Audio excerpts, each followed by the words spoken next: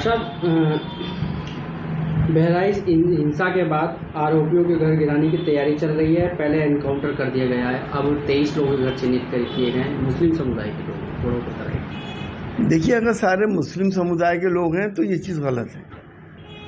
जो खबरें हमारे पास आ रही हैं कि वो सड़क चौड़ी करने के लिए 1 महीने पहले भी चिन्हित करे गए थे और लाल निशान लगाए गए थे।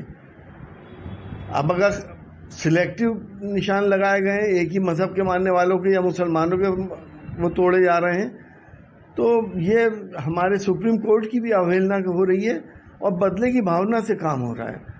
सरकारें बदले की भावनाओं से नहीं चलती हैं, सरकारें इंसाफ से चलती हैं। सबके साथ बराबर का इंसाफ होना चाहिए। ये आखिर कब तक चलेगा ये माहौल? अब तो बंद होना चाहिए कि ये सियासत हिंदू मुसलमानों की आखिर कब तक? हमें और हमारे नेताओं को इस बात का एहसास क्यों नहीं है कि हमारे आगे आने वाली नस्लों के सामने बहुत बड़ी समस्या खड़ी हो जाएगी। देश बहुत बड़ी समस्या से जूझेगा अगर आज हम लोग नहीं माने अपनी हरकतों से। सांसद जी, गिरिराज सिंह ने हिंदुओं के सामने आने वाले खतरे पर प्रकाश डाला है, जिन्हें बहुसंख्यक होने के बावजूद और अधिक संगठित होने की आवश्यकता है। गिरिराज सिंह ने बिहार के भागलपुर से हिंदू स्वाभिमान यात्रा निकाली। देखिए, ये हिंदुओं को खतरे से नहीं करने के लिए नहीं कर रहे हैं, ये हिंदुओं को डराने के लिए की जाती है।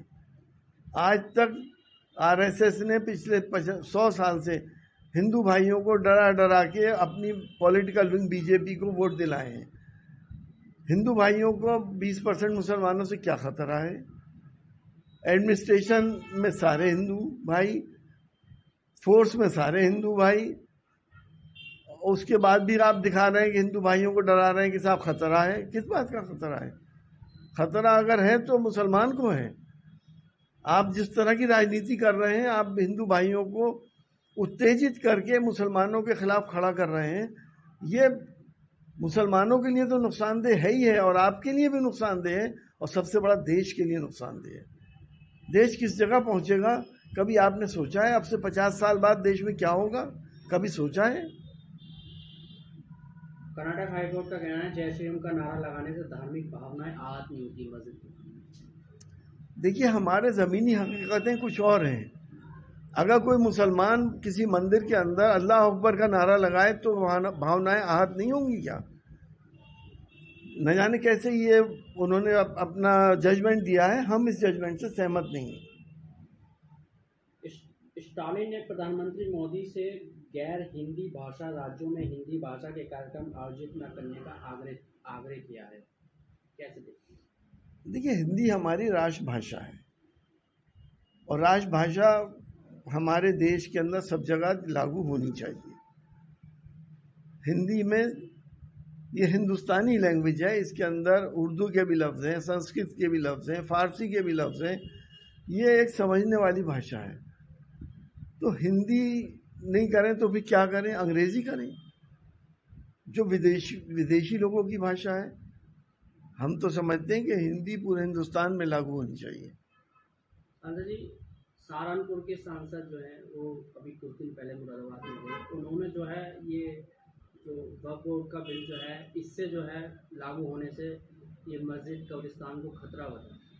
देखिए, हमारी ज़्यादातर मस्जिदें और कब्रिस्तान वक्फ की जगहों के ऊपर हैं, लोगों ने वक्फ करे हैं और उसमें सब में डिस्प्यूट भी हैं। 90% जगहों पे डिस्प्यूट रहे हैं, क्योंकि मैं वक्फ बोर्ड में था, मुझे मालूम है।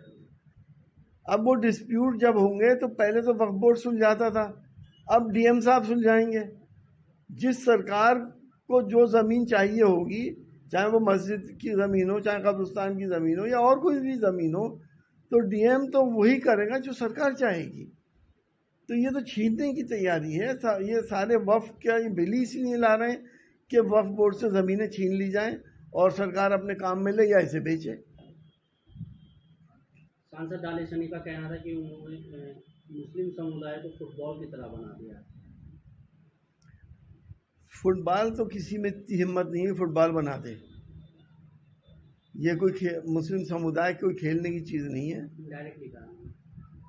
अब जैसे अगर कहा है, अगर उन्होंने ये बात कहा तो कुछ सोच समझ के कही हो। हम मुसलमान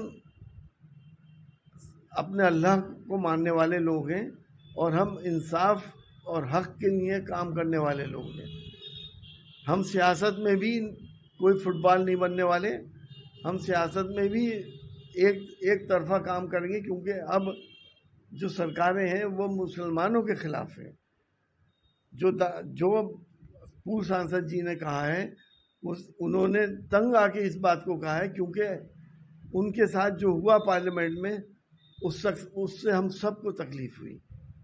मुसलमान को जिस तरह से ट्रीट किया गया पार्लियामेंट के अंदर, उससे पूरे हिंदुस्तान को तकलीफ हुई, हिंदू भाइयों को भी तकलीफ हुई। ऐसा नहीं है कि सिर्फ मुसलमानों को तकलीफ हो। तो ये बनाने की कोशिश कर रहे हैं। बात जो वो कह रहे हैं वो किसी हद तक सही है। फुटबॉल बनाने की कोशिश कर रहे हैं, लेकिन बन नहीं पाएंगे। कुंदरकी उपचुनाव में बसपा ने प्रत्याशी घोषित कर दिया है, मुस्लिम प्रत्याशी है, क्या तैयारियां समाजवादी पार्टी?